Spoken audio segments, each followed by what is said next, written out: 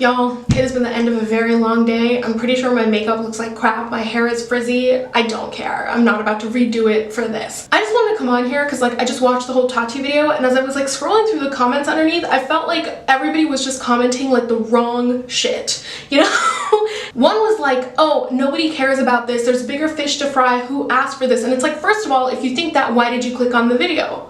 Why are you watching it? Why did you leave a comment, thereby boosting engagement so that more people will see it? You ain't slick, my dude. You were interested, that's why you clicked. Also, I don't know about the folks commenting this, but my brain, personally, smart enough to be able to handle BLM, what's going on in Yemen, and this Tati, Shane Dawson, Jeffree Star drama all at the same time. A solid 50% of the comments were just who asked for this? There are more important things going on in this world. I don't even care about it. Snooze emoji, yawn emoji. The other 50% of the comments that I saw under the video went something along the lines of how are you gonna be a woman in her whole 30s and say that you were gaslit? You're the one gaslighting us. And it's first of all, totally well and true that she could totally be lying to and manipulating us, but I take a lot of issue with the fact that people seem to think that gaslighting is puberty, you're just gonna fucking grow out of it. There's an age limit at some point, it just doesn't apply to you.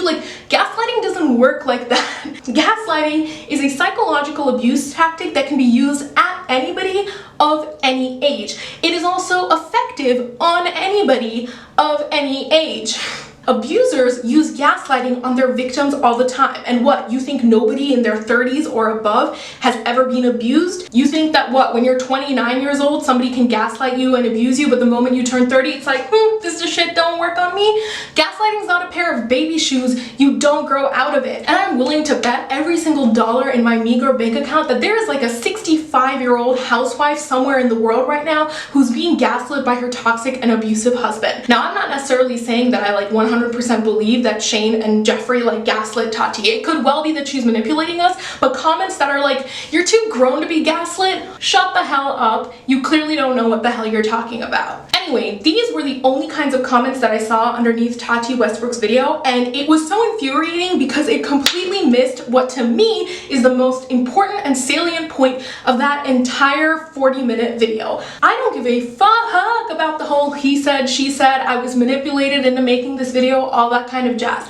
I don't care about any of that. The only thing I care about is the fact that midway through the video, Tati Westbrook brought up that Jeffree Star played a recording of one of James Charles's victims to her. She mentions it because she says that hearing that recording as a survivor of assault herself was really disturbing, and it was one of the large things that spurred her on to kind of completely blow her cool and make that video. And the reason why that is so very distressing to me is because that means that there are now 4 different instances in which this recording has been brought up. Jeffree Star mentioned it to James Charles in those really threatening and vile texts that he sent him last year. Jeffree Star also said that he had that recording on his phone and he offered to play it for FaZe Banks on the Mom's Basement podcast episode. Blair White, problematic as she is, she said that she herself got on a FaceTime call with Jeffree Star and he played that recording for her, that it was real, that it exists, that she even reached out to the victim. And now Tati is saying that Jeffree played that same recording for her. And that to me is really, really distressing because when I stop and I think about it, there are 3 options for what's actually going on. Option one, James Charles actually did assault somebody.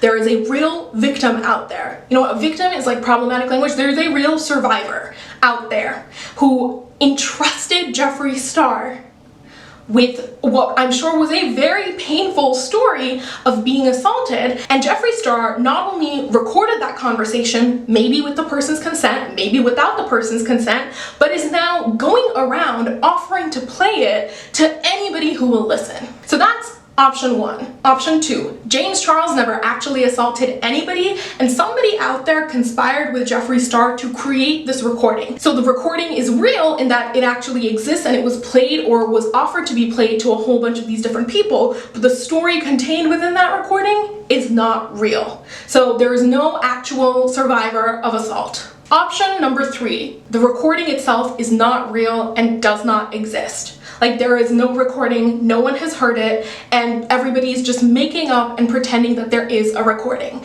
Now, this is probably the least likely of all of the scenarios because it's been mentioned 4 separate times. However, it is not outside the realm of possibility because I am reminded of the Chinese proverb, 3 men make a tiger. I am just a little too frazzled and riled up to try and explain to you what 3 men make a tiger is concisely, so you know what? I'm just gonna open up Wikipedia and read the definition.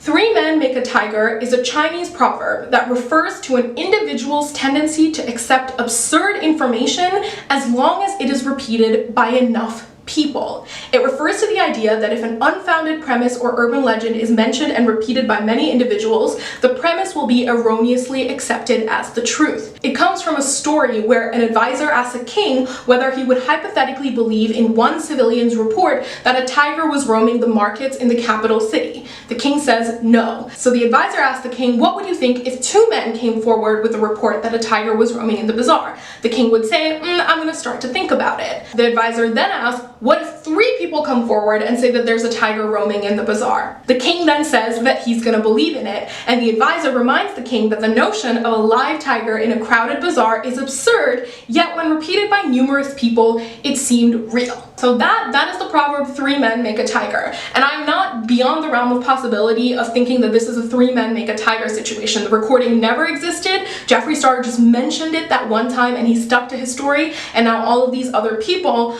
are pretending that it exists, pretending that they heard it for some nefarious reason to take Jeffree Star or James Charles or somebody down. I don't fucking know. Like I said at the top, I think it is the least likely of all 3 options, but my brain is logical and it has to consider all the possibilities. And it is the existence of these 3 possibilities that should really be the thing that everyone is fucking focusing on. Because God forbid that this is real, right? God forbid that this is not a 3 men make a tiger situation, or scenario number 2 where somebody like faked this recording with Jeffree Star in order to try and take James Charles down. If the first scenario is true, if this is in fact a real recording of a person discussing their real experience being like allegedly assaulted by James Charles, that means there is a survivor of assault out there whose privacy is being completely and repeatedly violated by Jeffree Star. Like, the audacity, the sheer fucking nerve, the inhumanity and lack of empathy that would cause somebody to do that, like,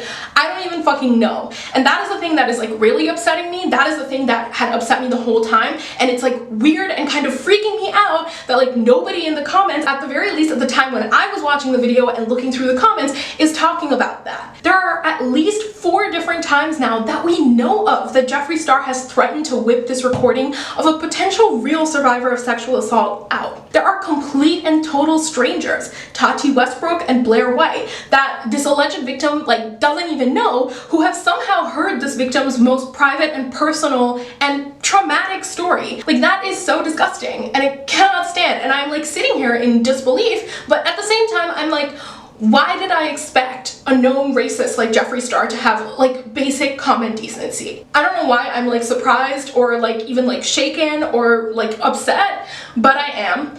And also to like come here and talk about it because I'm like, why is nobody talking about this? This is yet another person verifying that Jeffree Star is going around playing a recording of a survivor of assault. And it's like, while on the one hand I'm like, wow, okay, that person deserves justice. Do you know what that person deserves more than justice? Peace.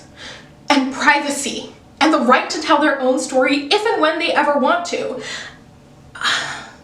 I don't know, I'm just like, I'm really upset, and I feel like we need to be keeping our eyes on the prize. It doesn't matter to me whether like Shane Dawson and Jeffree Star manipulated Tati into making a video. What matters to me is that there's a possible survivor of sexual assault out there whose privacy is being violated. What matters to me is that Jeffree Star is a known racist bigot. What matters to me is that Shane Dawson has been sexualizing minors and doing blackface and getting away with it and seems to not actually be legitimately sorry, right? What matters to me is that Shane Dawson and Jeffree Star are deplatformed as much as possible, that they suffer very real ramifications that should have come a long time ago when their racist behavior and their behavior of sexualizing minors first came into play, and not now. And I'm pissed as hell that like all of that racism and all of that like really terrible shit that the two of them did before did not lead to their cancellation then, but I will be damned if we're not gonna actually successfully cancel them now. That's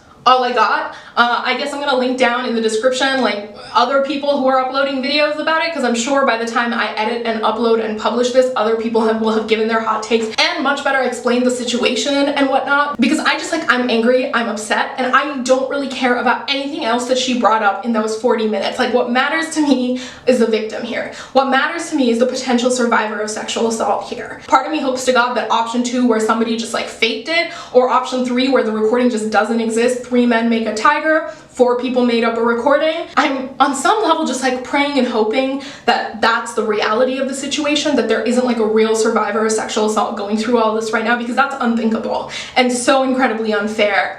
And I just like, I don't even know what to do. Like, I don't even know what to fucking do. But I still have a lot of work to do. Like, the evening is not over for me, so I'm going to go do that. I am not in the correct headspace to give my like normal cheery greeting. Hope all of y'all are having a good day. Bye.